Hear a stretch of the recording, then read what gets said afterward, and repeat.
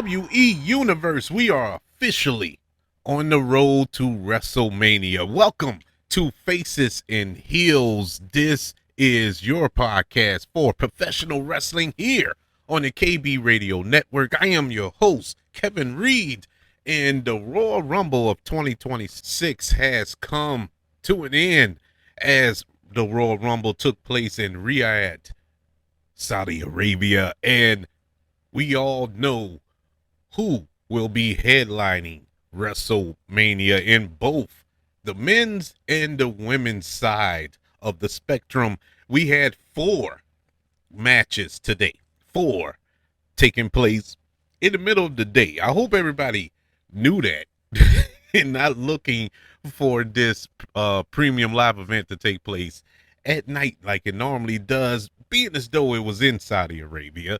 It took place at 1 o'clock, at least central here in the United States, as we had the women's Royal Rumble match. We had the undisputed WWE Championship match. We also had a career on the line match and the men's Royal Rumble match. And, you know, let me start off by saying this. I think we all can agree that wrestling as a whole, not just in the WWE, but you can look at TNA, you can look at AEW, around the pro wrestling community stratosphere, that it has been suffering, man. It's been such a lull over the last couple of years when it comes to pro wrestling. And in WWE, you can kind of pinpoint the moment that it just took a nosedive. You know, it hasn't really excited, at least me. I'm only talking from my perspective here. I have not enjoyed pro wrestling like I used to. It could be because I'm getting older. Maybe I'm growing out of it. It only took 47 years to do it, but it hasn't been as exciting. And if you look on social media, no matter which platform you look at, I think a lot of people feel that way. It has not been that exciting in WWE. At least that's what we're talking about today. And you can pinpoint it probably back when WWE merged or was bought out by TKO. And it became this corporate giant that it is now. It's more pageantry than it is pro wrestling. It's more of a spectacle than it is pro wrestling. And now, granted, pro wrestling has always been a spectacle. It has, that's part of the charm, part of the allure to it. But it's just, I don't know, man. It's more of a showcase than it is pro wrestling. You know, stories have been suffering. The wrestling has been all right, but it's been suffering for the most part as well. And now, I will say, NXT is probably the last real pro wrestling that I grew up on remembering, you know, because it's raw. It's kind of fresh in NXT. And I'm going to be completely honest here. It hasn't been delivering on all cylinders. You have some stars there, at least used to be, because all of the really good ones been called up to the main roster over the last few months. But overall, man, pro wrestling has not been exciting, and the build leading up to the Royal Rumble was not good. This has been the weakest build to the Royal Rumble in ever. As long as I can remember, I was not super excited for the Royal Rumble, and this is my favorite PLE. The Royal Rumble has always delivered. No matter what was going on, you can always count on the Royal Rumble to give you some excitement, some surprises, some out of the blue eliminations and things of that nature, setting up WrestleMania that's coming down the line and getting you excited for WrestleMania. Well, this year, I didn't get that. I didn't get none of that. Now, with that being said, I did enjoy the Royal Rumble Riyadh. I did enjoy this year's Royal Rumble for the most part, but still, I'm not like over the moon excited leading up to WrestleMania. Now we got a couple of months to get excited. Oh, actually, it's more than a couple of months. I think, it's in April this year again, huh? WrestleMania. And so we got a few months to get to WrestleMania. So in between that time, the build can get better and grow to the excitement. But right now, not super excited. But that's besides the point. We're looking too far ahead. Let's focus on what took place today in Riyadh. Let's focus on the Royal Rumble. And going into this, you had a few storylines to talk about, to kind of look forward to in this PLE. You had the undisputed heavyweight championship match between our WWE champion Drew McIntyre and Sami Zayn. Sami Zayn winning the number one contender four-way match. 2 weeks ago? No. Yeah, 2 weeks ago at Saturday night's main event in Montreal, his hometown, only to challenge for the championship in Saudi Arabia, which is like his de facto home country, being as though he's a Muslim, and this is a country that backs him. And so that was exciting to a degree. So can Sami Zayn conquer the monster? Can he finally capture that championship that has been eluding him since he's been in WWE? Going up against an individual who he has never beaten. They have wrestled 11 times before we got to this match. This is the 12th time that they fought each other, and he is 0-11 against Drew McIntyre, but he is undefeated in Saudi Arabia. So one of the O's has got to go with it, and that was a really interesting storyline going into this. Even though I wasn't super excited, I'm not a huge Sami Zayn guy. I like Sami Zayn, loved him in the Bloodline, but I'm not like, oh man, he should be WWE champion. Now, if he ever becomes WWE champion, cool.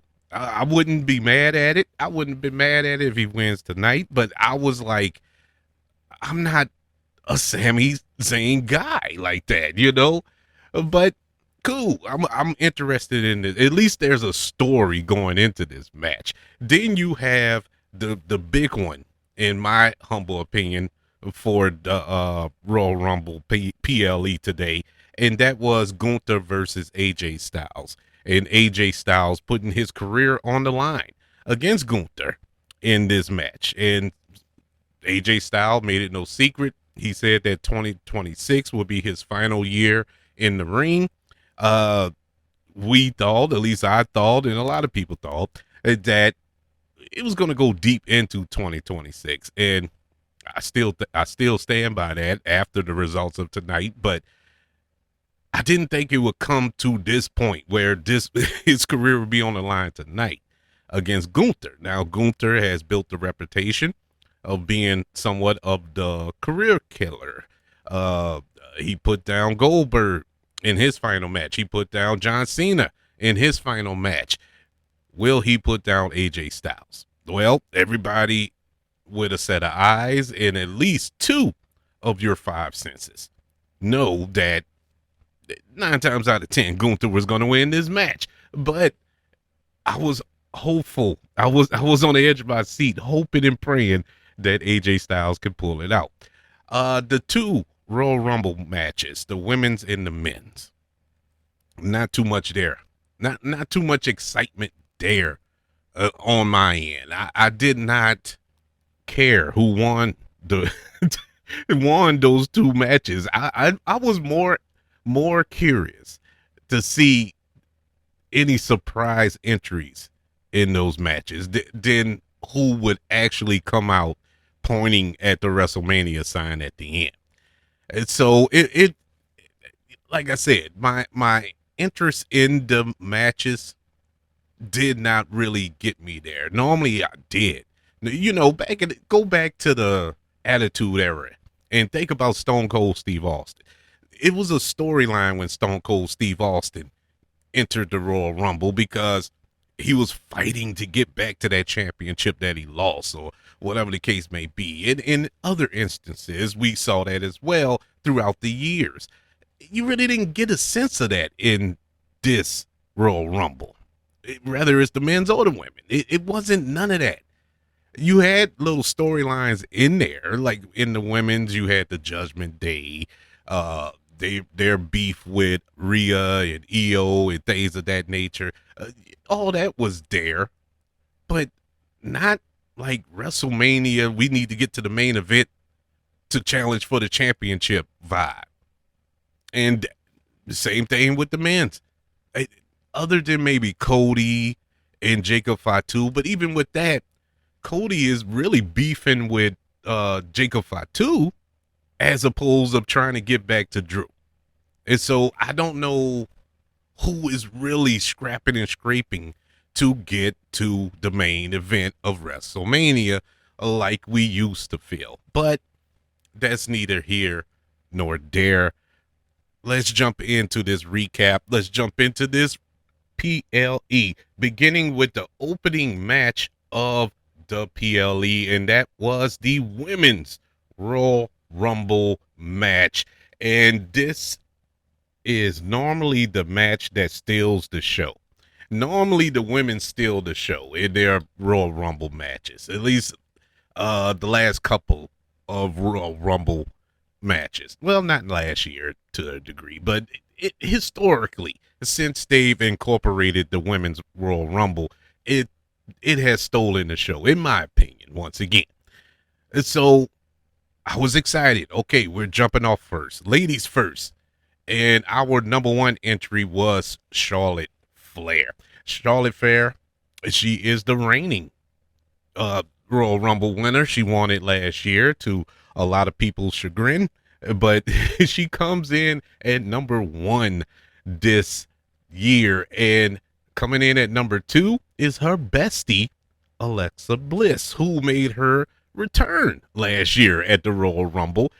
Very awkward to have those two start off the Royal Rumble, and I was confused from jump, and it really just sucked all the joy out of the match going into it. I wasn't super excited at that point because I knew they weren't going to fight each other, even though there was some drama at the end between those two. But to start it off, it didn't work. That did not work. Now, it probably could have worked if the third and the fourth entry were a rival tag team, like Rhea or Io, or Roxanne Perez and Raquel.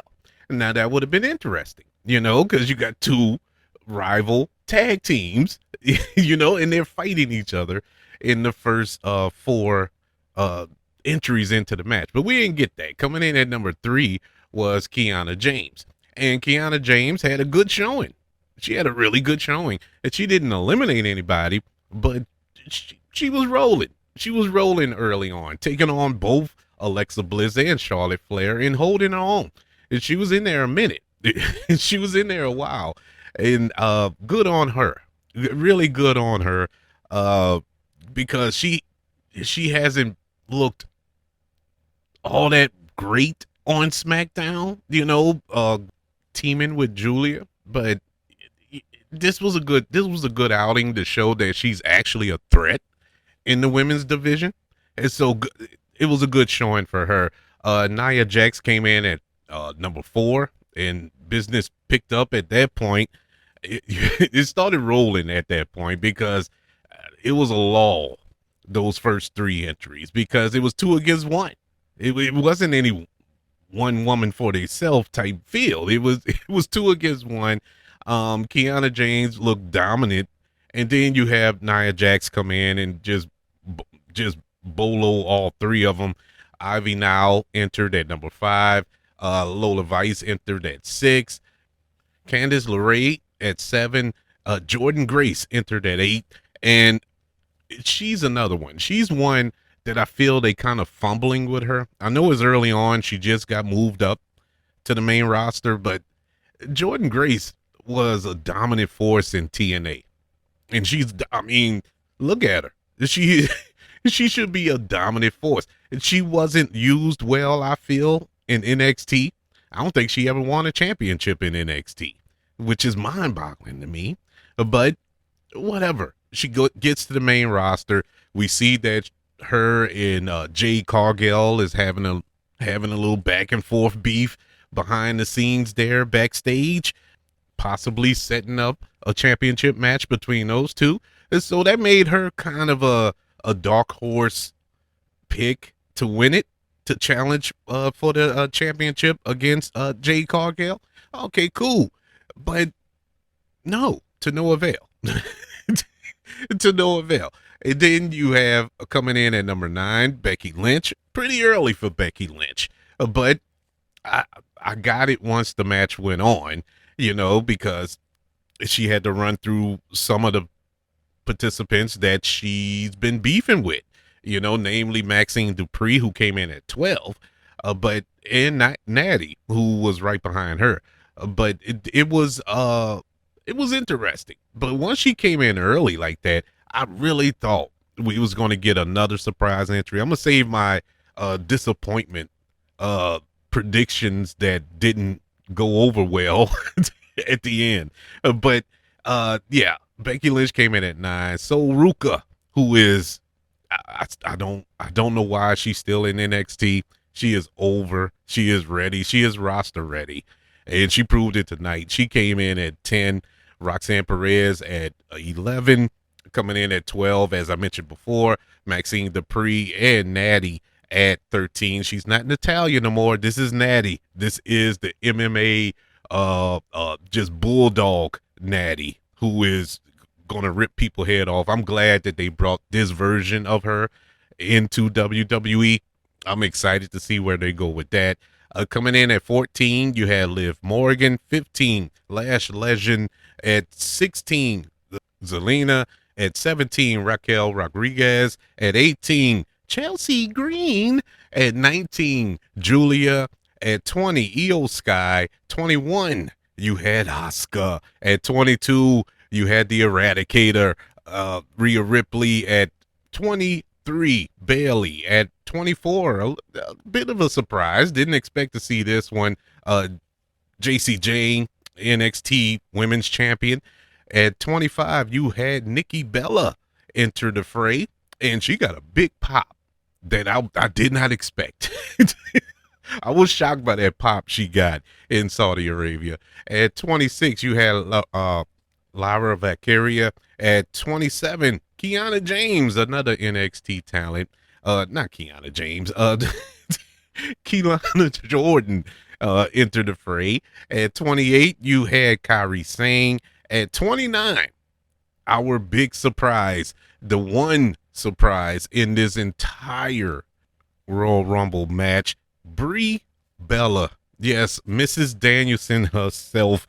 She returned for the Royal Rumble. And at number 30, we had Tiffy time, Tiffany Stratton, rounding out our 30 women for this match. This the first half of this match was so boring. I did not enjoy not one part of the first half. It was slow, sloppy, botchy. It just was not exciting. The crowd was dead. Nobody was interested. It was just, I was to the point. I was ready to stop watching. I was to the point. I was like, man, this is typical WWE for this day and age. I am done. I am out. And then all of a sudden it just clicked. I want to say it literally around the midway point when Lash Legend came in, around when Chelsea Green came in, it started getting a little better. And the eliminations started happening a little more frequently. It wasn't so congested in the ring. It it was super, super exciting towards the end. You had some competitors that lasted longer than I thought, and some that exited pretty quickly. Too quick in some instances, but they were there for one purpose and one purpose only, and that's just to fill out the 30. But it was all right. The ending part of this match, the last half of this match, saved it from being the worst Royal Rumbles match of all time. And man, in the end, it came down to the final four, who were random. And you can look at all four women and say, okay, I can see them challenging. I can see this being their moment. And that's pretty much what you want in a Royal Rumble match when you get to the final four. You want to look at all four, whether it's the men or the women, and say, okay, I can see that. I can see where they throw a curveball at this moment. I can see this person winning. I can see the other one. This is what made it exciting at the end. And so that's why I say it saved it. Our final four was Sol Ruker. You had Liv Morgan, also Tiffany Stratton, and wait, who was the fourth one? Was it Raquel? Yeah, Raquel Rodriguez. Those were your final four. And Liv Morgan eliminated Raquel, which was a swerve. That was a swerve. They both Judgment Day. And so it's going to beg the question, what's next, man? How is that going to play out Monday night when these two are on Raw? But the final three, Sol Ruka, Liv Morgan, and Tiffany Stratton. I had a feeling it was going to be Liv Morgan. I thought Tiffany would be the one. I thought she would come in and challenge for the championship that she lost. We hadn't seen her since she lost that championship. I thought she would come back and challenge for that. But ultimately, it was Liv Morgan, our winner of the 2026 Women's Royal Rumble match. She will go on to WrestleMania to challenge for the championship of her choosing. And we all know it will not be Jade Cargill. She will be challenging Stephanie Vicaire. That will be our WrestleMania match for the women's championship. And so I am, I'm not shocked by that, but I am also happy that they went in this direction. Liv Morgan is, I don't know, man. It's funny to think that she is to this level now. I never saw her being a main eventer, a WrestleMania main eventer, when she came up from NXT, when she started out in, what was that faction she was in? I can't even remember now. But I didn't see her going nowhere because she was the little one, the little throwaway doll and the little prissy one. But now she is just a beast. She is one of the best women on the roster, hands down. I got to give her props. She was sorely missed when she was out injured, and this was a big moment, man, for her to come back from injury, that shoulder injury last year, and now here she is standing in the corner pointing at the WrestleMania sign.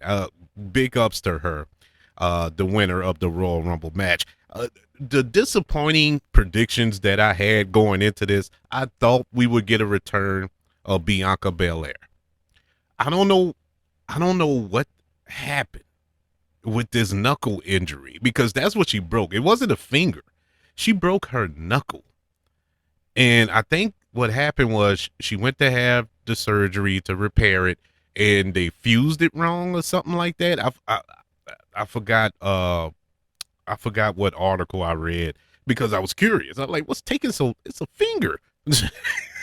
And that's when I found out it was a knuckle. And then that's when I found out that the surgery went wrong or something like that. But she's been out since WrestleMania. That's when she broke it at WrestleMania last year.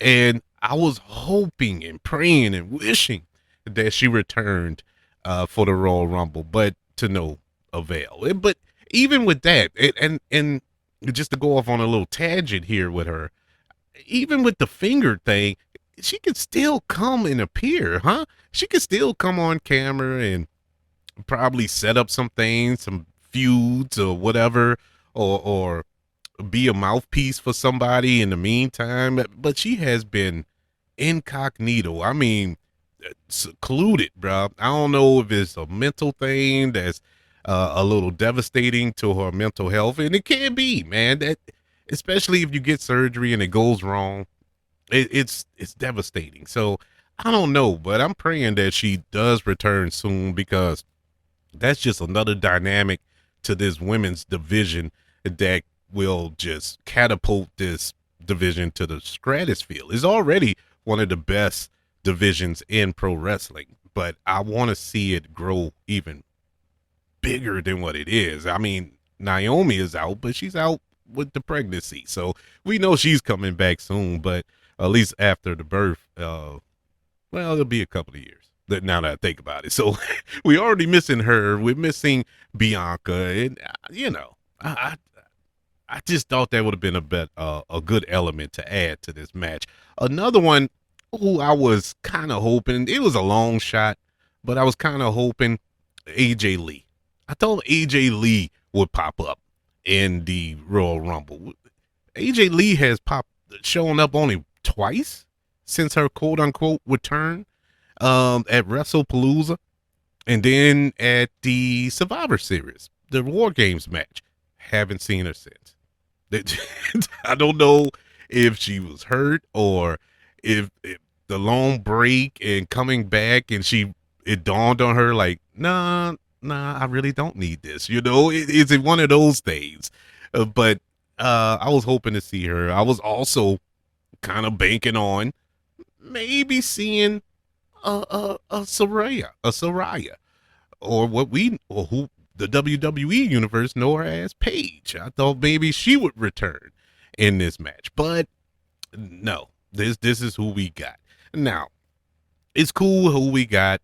No surprises other than Brie Bella, who I don't know if she's permanent, if she's back for good to be with her sister. If she is, that's good because that'll give them something to do, to kind of build up the women's tag team division. And we see that they're focusing on that a lot more lately in WWE. So that's just another element to add to it, which is cool. But I doubt that she's back full time. I seriously doubt it. It isn't like her husband is going to come back. I don't see that happening either. But that was it. That was it for that. I didn't see anybody else returning. But as far as surprises, those were the only three that I was really hoping to see, but we didn't get to see them. All right, we move on to our second match of the night, and it was a career-threatening match. It is Gunther versus AJ Styles. This was a banger, and it wasn't even in question that it wasn't going to be. Gunther is one of the best professional wrestlers currently working today. AJ Styles is a legend, and those two put on a heck of a match. I was so happy with how that match went. It was clearly the best match of the night. Not even a question. Spoiler alert. I know we got two other matches to go, but this was the match of the night. Awesome match. You didn't really know, in the way the match was structured, produced, you didn't know who was going to win this match. All the way up to the very end, you did not know if it was going to be Gunther once again, putting a career down, a storied career down, or would AJ Styles continue on? Defeat Gunther, revenge all of the legends that he has retired. It was really, really exciting. I think AJ put on a clinic. I think Gunther once again just did Gunther. He did Gunther things, man. He was so good in this match. I really have no bad thoughts about this match. It's nothing that went wrong here. The story was told, and in the end, unfortunately, AJ Styles' WWE career has come to an end. And I want to put emphasis on WWE career because I don't think AJ Styles is done this year. I think he's gonna go to TNA. I think he's gonna wrap it up in TNA. Don't see him going to AEW. I don't know why he would go to AEW. I don't know why anybody would go to AEW, but in any event, TNA is probably where he's going to end up after this. And I think this was a way to kind of do that so he can wrap up his career there. If that's the case, I think that's my theory, of course, but I don't think he's done. I really don't think he's done, and he could end up in AEW, which just doesn't make sense. It doesn't make sense. But as far as WWE, that's it for him due to the outcome of this match. He didn't tap out. He definitely didn't tap out smiling like other people, but he went out. He went out. He was choked out by Gunther. He faked out the putting the gloves and the shoes in the middle of the ring. And that's what really convinced me that, oh, he's not done. He's going TNA. Because they kind of teased it in TNA's debut episode on AMC that he's going to be back in TNA when him and Frankie Azaria had that little face-to-face backstage, and AJ Styles looked at the TNA title. He kind of glanced at it like, okay, I would take that back. And that kind of planted a seed there, even though Frankie Azaria ended up losing that match that night and he's no longer the champion. But the title. And so I can see him going there. But we'll see. We'll see what the future holds for AJ Styles. But if he is truly retired, if that's it for him, I will say this. AJ Styles is hands down one of the greatest in-ring talents to have ever stepped foot in a wrestling ring. And I say one of. I'm not fueling a debate here. Oh no, Bret Hart is better and all this other stuff. I didn't say he was better than Bret Hart. I didn't say that. I'm just saying he's one of the greatest, man. Storytellers in the ring. Just go back and look at some of his TNA matches. WWE, he was a little toned down in WWE, but back in TNA, he truly is the man who put it on the map. He was the one thing that was consistently good in TNA through all of their horrible years in existence. In New Japan, he was awesome. And so my hat goes off to one AJ Styles. What a career. And what a career in WWE. He came, he debuted at the Royal Rumble, I think 10 years ago, 11 years ago, and he wraps it up at the Royal Rumble. So a good bookmark for him. We move on to the undisputed WWE Championship match between the champion Drew McIntyre and Sami Zayn. Sami Zayn, as I mentioned before, got the weight of the Muslim community on his back, at least in Saudi Arabia. He came in here with so much baggage, man, slaying this beast of Drew McIntyre, the one man he has never beaten, winning a championship that he has never won. A lot of story going into this. The match was fine. It was okay. It wasn't a bad match. It was a typical Sami Zayn match. And Drew McIntyre, he works well with anybody, big, small, whatever style, high flyer, ground and pound. That he can work with anybody. Drew is one of the most consistent wrestlers, man. He can work with anybody. I really have not seen Drew McIntyre work a bad match. Honestly, bro. He is that good. Him and Gunther, you can put them in a ring with anybody and they work a good match. I mean, hell, when they worked a match against each other, when they fought I think in that triple threat match at WrestleMania with Sheamus as well. Best match of that WrestleMania. Those three went at it, bro. It was awesome. But this was a fine match. Decent match. Pretty much went the way I thought. No part of me thought Sami Zayn was going to win this match. No part. But I will give them this.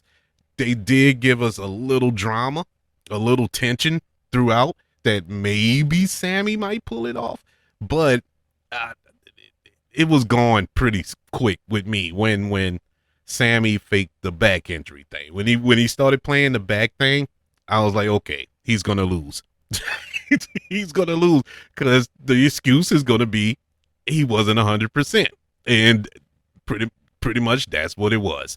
Drew McIntyre comes out victorious in this match and retains the undisputed WWE Championship.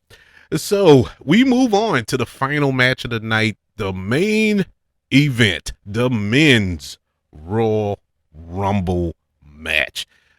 Once again, just like the women's, wasn't super excited. I was excited for some of the entries in this match, for some of the participants in this match, because I wanted to see just absolute carnage in this match. But it didn't really go that way. This was not the best Royal Rumble match. And let me say this. I don't I'm trying to say this without being offensive of anything, but this really showed, this PLE as a whole really shows that WWE does not need to make Saudi Arabia a priority. I get it. I get the money aspect of it all. I understand. But as far as the excitement of it all, the crowd is dead. The crowd is not into it like America would be into it. And once again, not trying to be offensive to Saudi Arabia. I have nothing against Saudi Arabia. I'm just looking at the presentation, the crowd that adds to it. It's that element that adds to the excitement. It wasn't there. Now, they popped for certain wrestlers. For a lot of them, really. They were into it, but they weren't into it like we would be into it, if that makes any sense. And so I don't know,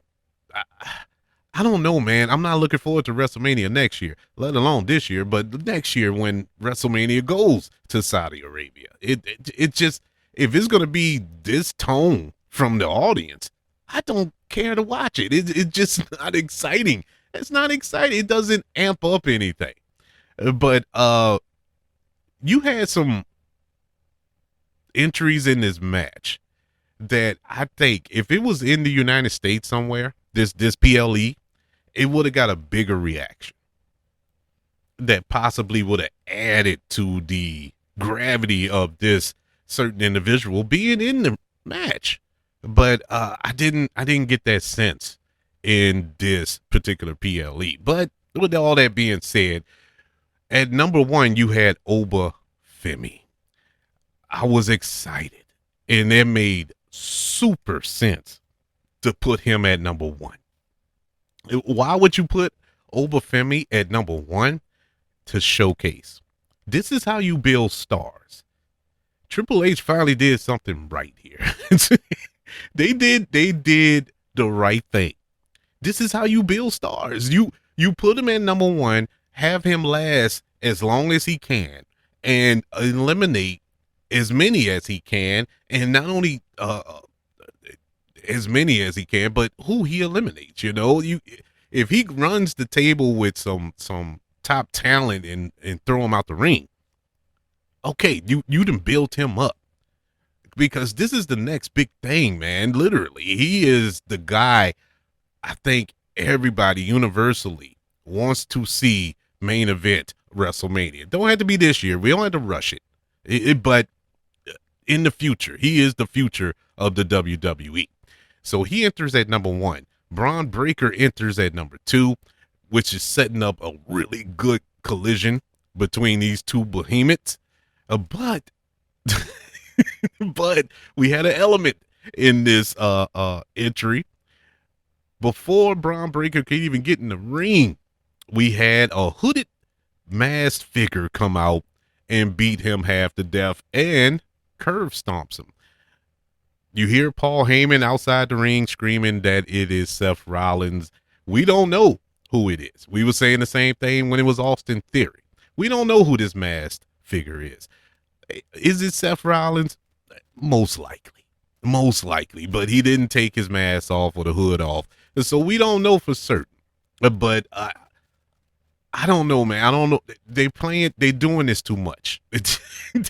They're milking this hooded figure thing too much. We just saw this beat. We just went down this road. And so why are we going back to it? If anything, you should have just had Seth Rollins come out and beat him up. But we want to play this game, whatever. So now you have a broken Braun Breaker gets thrown in the ring by this hooded figure, only to be immediately eliminated by Obafemi. And so we didn't even get to see that match or that face-to-face beatdown between those two. A little disappointed with that, but I get it storyline wise. At number 3, you had Solo Sikoa, another big man. Want to see him face Obafemi, go face to face with him. And they had a good little back and forth for a while. Rey Mysterio enters the match at number 4. Rusev enters at number 5 and is immediately taken out by Obafemi. Obafemi took out all 4 of these men eventually. He took them all out. And look, I like Rusev. I liked him when he was in WWE the first go around. Went to AEW. He came back, but since he's been back, it's been horrible, bro. Aside from his series of matches with Sheamus, I don't know why he's back. I bet you he questioned. Well, actually, I don't think he questions because AEW was just as bad. They didn't know what to do. At least he's doing something, because AEW had him doing nothing. But it is horrible, bro. Rusev was a monster, man. He was the Bulgarian Brute, bro. He had a WrestleMania match with John Cena. I mean, he was at the peak Rusev day. He was something, man. He was up at the top. And here he is. I wouldn't even call him a mid-carder at this point. It's almost embarrassing. It is embarrassing. It ain't almost. It's embarrassing. I hate to see that for Rusev, but did like to see Obafemi just toss him out the ring. And coming in at number 5, we had Matt Cardona, who was also eliminated at that point by Obafemi. And good to see Matt Cardona. I don't know why I keep saying that, but back in WWE. Coming in at number 7, Damian Priest. Number 8, Javon Evans, baby. Good to see him in the Royal Rumble, to see how he can be showcased in this match. Coming in at number 9, Mr. Iguana. and number 9. It was weird, bro. It was weird. Triple A's on Mr. Iguana. I know WWE is high on him, and I know he's over in a lot of places. He wasn't in Saudi Arabia. Let's just say that. At number 10, Trick Williams, baby. The lemon pepper stepper. He enters the match. At number 11, Cody Rhodes. At number 12, El Grande Americano the second. The second version. The reason I say the second version, because at number 13, you have El Grande Americano, the first version, who looks like Chad Gable. He looks like the real El Grande Americano. I don't know. I think that's played out. I know it's over in AAA, the El Grande Americano gimmick, but it's time to let that go. At least for No, it's time to let it go because Ludwig Kaiser is a heck of a wrestler, and y'all got him doing this crap. And the same thing with Chad Gable. Same thing with uh oh my god, now I'm blanking on their names. Tyler Bate and oh my god. Oh boy, he was Butch, but he went back to his original name. But anyways, you were wasting these guys. But anyways, that was your 12 and 13. Coming in at 14, our first surprise of the night, and it is none other than Powerhouse Hobbs. Oh, never mind, Royce Keys. He has changed his name over in WWE, former AEW Powerhouse Hobbs. Good to see him. Good to see him here in WWE. Had a pretty good showing as well in this match. Coming in at 15, Austin Theory. 16, Bronson Reed. At 17, Dragunov. At number 18, La Parka from AAA. Coming in at 19, Dragon Lee. 20, you had Logan Paul. At 21, you had your, I guess you could say, surprise, because I wasn't looking for him to be in this match, because I hadn't heard from him in a couple of months now. It is none other than L.A. Knight. Yeah, he returned at number 21 and went straight at the Vision, who took him out for that period of time. At 22, you had Brock Lesnar. At 23, The Miz, wasted spot. At 24, you had Rey Fenix. 25, Jey Uso. Let me stop right there for a minute. Let me stop right there for a minute. I'm over it. I am so over the Jey Uso thing. I'm over the yeeting. I am over it. They ruined this Royal Rumble with Jey Uso. And I like Jey Uso. I always did like Jey Uso. But this main event Jey Uso thing, I'm over it. I am done. The yeeting, going through the crowd, playing the music for 20 minutes straight. It is stupid because during that time, he's going through the crowd, yeeting, getting blown up. Brock Lesnar got eliminated. You had Brock Lesnar get eliminated, Dragunov get eliminated. You had about 3 eliminations during this entrance. And it was so dumb. It was dumb. But the cameras weren't even showing it because they're showing Jey Uso coming through the crowd, yeeting with the audience and all this here. And then they hurry up and flash back and you see Brock Lesnar on the ground. I'm like, what happened? What happened? And we come to find out, and they just said it. Thank God for Michael Cole and them. Oh, Cody Rhodes and LA Knight threw him out. Oh, we didn't see it. It's like, my God, they ruined it. They just ruined the entire match for me. And at this point, I was kind of checked out. I'm gonna be honest. I was checked out. I was so mad at that point. At 26, you had the OTC Roman Reigns enter. 27, Jacob Fatu. 28, Penta. 29, Randy Orton. And at 30, fresh off of killing AJ Styles' career, you had Gunther. Now, like I said, I was blown up after that, out after the Jey Uso deal. Just like, why? Just why? Look, I get it. The song is exciting. It hypes up the crowd. I get it. But you do it every single event. I don't care if it's Raw. I don't care if it's a PLE. I don't care if it's a house show. We got to go through this long yeeting fest for 10 minutes, it feels like. It's like, my God, just cut it off. And then when he gets in the ring, we got to run it back because the audience want to run it back. I know why WWE is pushing him. I get it. I know how professional wrestling works. He pushes merch. He is exciting. People want to dance with him. People want to sing his song. People want to do that. I get it. He's over. I understand. But I'm over it.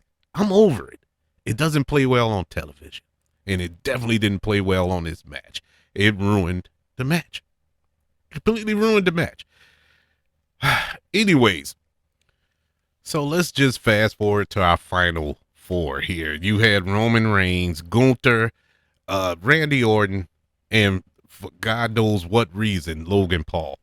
I don't know why they feel Logan Paul is main event word. I don't get it, but whatever.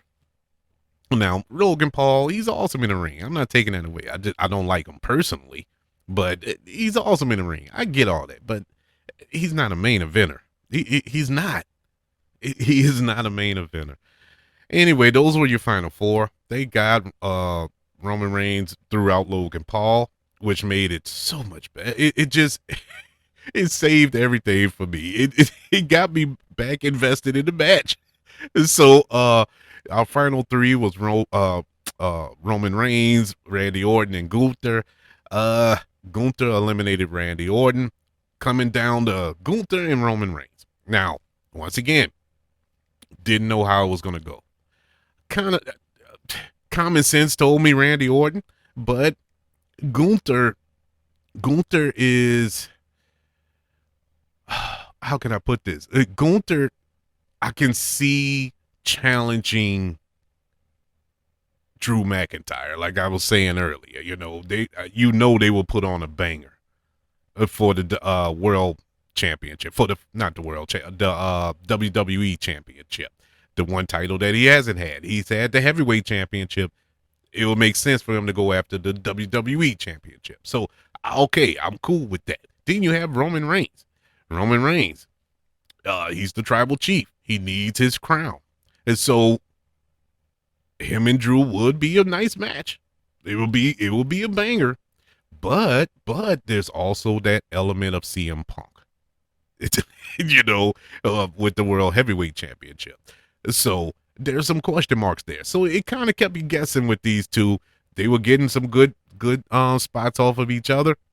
Ultimately, Roman Reigns comes out victorious. He is your winner of the 2026 Royal Rumble, and he will be heading to WrestleMania to challenge for the title of his choosing. Which one I think? I think he's going after CM Punk. The reason I think he's going after the World Heavyweight Championship, there's still a story there with Cody and Drew McIntyre and Jacob Fatu, because it was Drew McIntyre who, quote unquote, eliminated Cody from this match, even though he wasn't a part of the match. So that's still there. Now, granted, they can have their match at Elimination Chamber or something to that effect. I don't know if I'm pretty sure they have a Saturday night main event somewhere in between, but that's still there. But I really think, and plus, if Cody wins, if Cody beats Drew before WrestleMania, do we really want to see another Cody Roman WrestleMania match for the title? I don't. I'm over that too. And so I would love to see Roman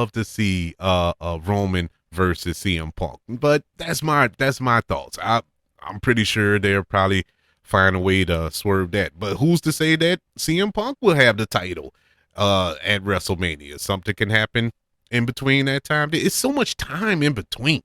It's not guaranteed no more. That's another element that they changed over the years. It used to be a couple of months. WrestleMania was in March, and so it was Elimination Chamber. Then boom, WrestleMania was right there. But now, no, you got 3 months in between, so anything can happen.